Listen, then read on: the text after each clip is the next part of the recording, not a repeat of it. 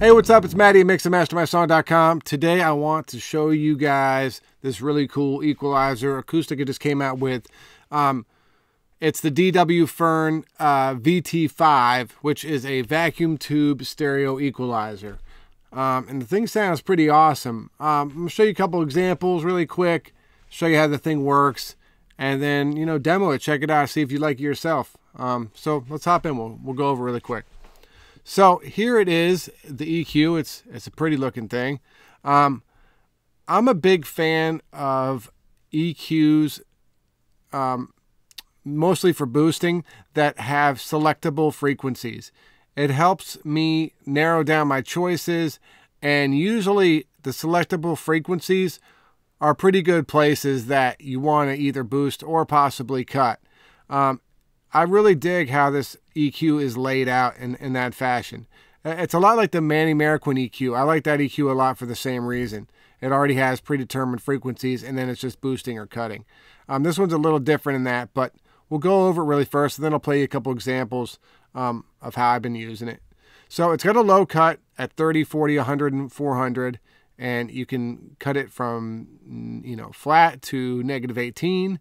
Then you got a low boost at 20, 40, 60, 100, and 140, which is a pretty cool frequency. And you can boost that up to 16 dB. Then it's got a mid cut, which is pretty interesting and kind of cool. And that's from 200 Hertz to 700 Hertz. And you can cut that by 16 dB. So it's just a cut. Then another boost in the high frequencies from 1K, 1.5K to 16K.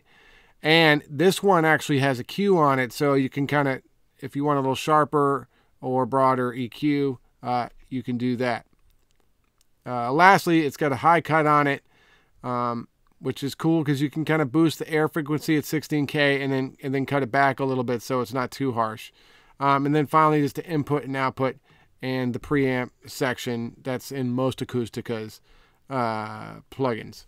So anyway, I kind of dig it. What I ended up using it on was the drum bus and the bass bus. So let me play you what I got. So this is the one on my drum bus, and we'll mute it.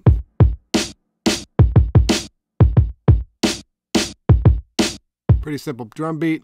Let's turn it on, let you hear the difference.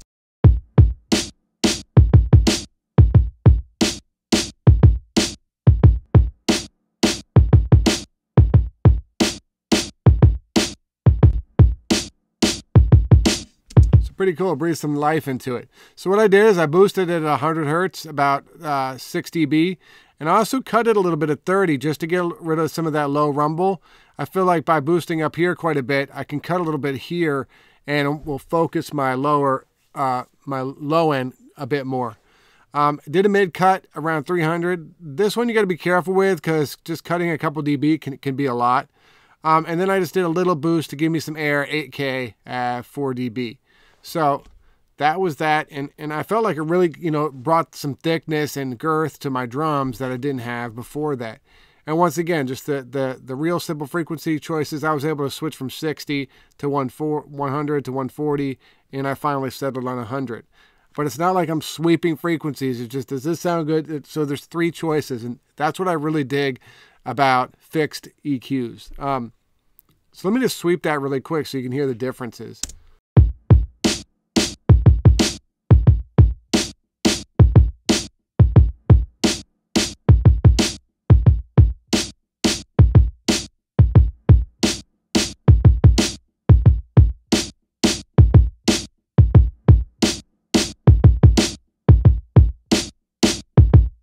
So pretty cool. Like I said, 3 choices. Which one am I going to pick? Really simple stuff.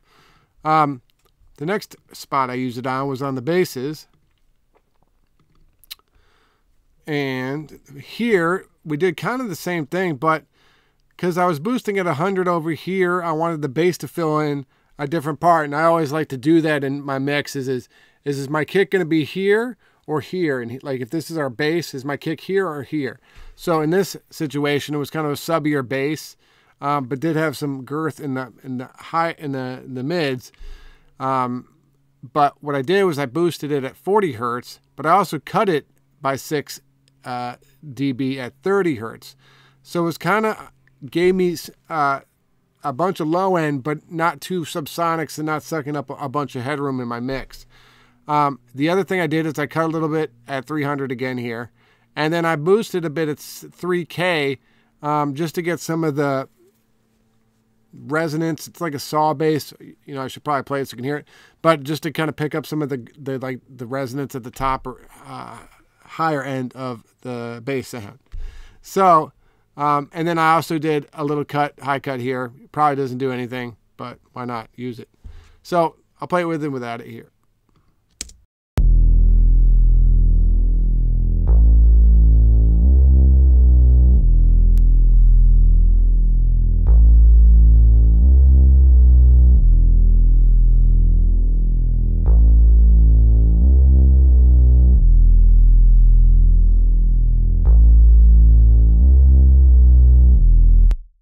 So yeah, you can hear the difference. It's quite big.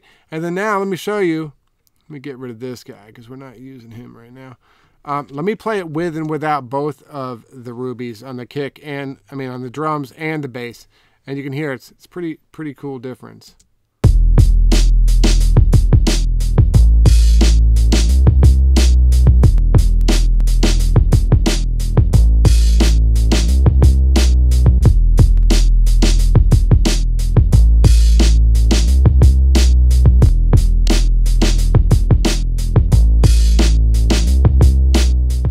So yeah, that's that.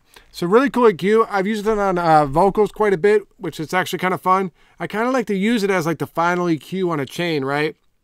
So I use my Pro Q to do surgical stuff, get rid of frequencies I don't like, do my compression and stuff, and then put this guy on, add a little bit more air, or in the case of the drums, a little more bottom. It's like a really kind of like fine, like broad stroke EQ, if you will. It's also great on the master channel. I was messing with it on there a bit. It brought some cool things. I got so much stuff on my master channel already that it's just not necessary to put another EQ on there for me. I'm trying to get EQs off my master channel. So anyway, check it out. They got a demo. Really cool to see the DW stuff as a plugin. I've always wanted to try their stuff out. This is like a $5,000 EQ in the analog world. So I always wanted to try their stuff out. So it's pretty cool to be able to play with it, you know, just as a plugin. So anyway, hope it was helpful. Please ask any questions you got in the comments below. Make sure to like and subscribe if you can. And if you need your songs mixed and mastered, hit me up at mixandmastermysong.com. Thanks.